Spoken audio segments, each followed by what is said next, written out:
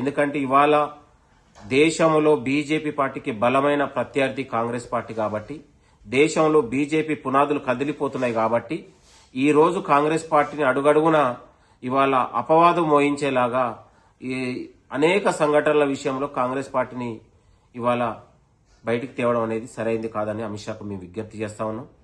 గద్దర్ గారు ఆగస్టు 6వ తారీఖు రోజు చనిపోతే 21వ రోజు మోడీ గారు ఇవాళ గద్దర్ గారికి సంతాప లేఖను విడుదల చేశారు. మరి దీనిపైన కూడా అమిత్ షా గారు వివరణ ఇవ్వాలని కూడా మేము కోరుతా ఉన్నాం.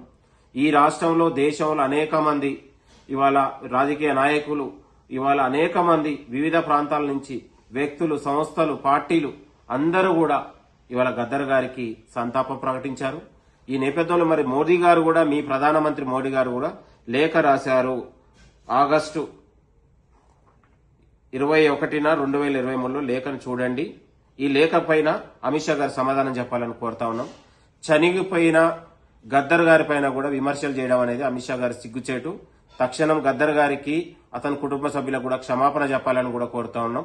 ఇది తెలంగాణ రాష్ట్ర ప్రజలను అవమానించినట్లాగానే మేము భావిస్తా ఉన్నామని అమిత్ షాకు మేము ఈరోజు హెచ్చరిస్తా ఉన్నాం. ఈ గద్దర్పై చేసిన వ్యాఖ్యలను తక్షణం ఉపసంహరించుకోవాలని కూడా కోరుతా ఉన్నాం.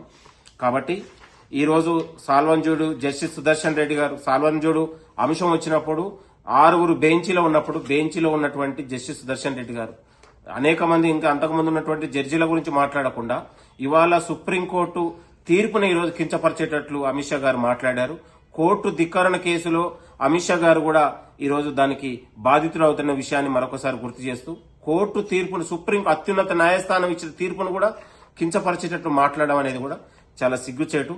మరి ఈ దేశంలో ప్రజాస్వామ్య హక్కులకు విరుద్ధంగా, ఇవాళ రాజ్యాంగ హక్కులకు విరుద్ధంగా మోడీ గాని, అమిత్ షా గాని వీళ్ళు బరి తెగించిన వ్యాఖ్యలు గాని, వాళ్ళు మాట్లాడే విధానం గాని తెలంగాణ ప్రజలు చూడాలని మరొకసారి గుర్తు చేస్తూ, ఇవాళ చనిగిపోయిన ప్రజాగాయకుడు గద్దర్ గారిని కూడా తీసుకొచ్చి నక్సలైట్ గా ముద్ర వేసి ఇవాళ కాంగ్రెస్ పార్టీకి, రాహుల్ గాంధీ గారి నక్సలైట్లకు కాంగ్రెస్ పార్టీకి అనుబంధాన్ని అంటగట్టడం అనేది సరైంది కాదు.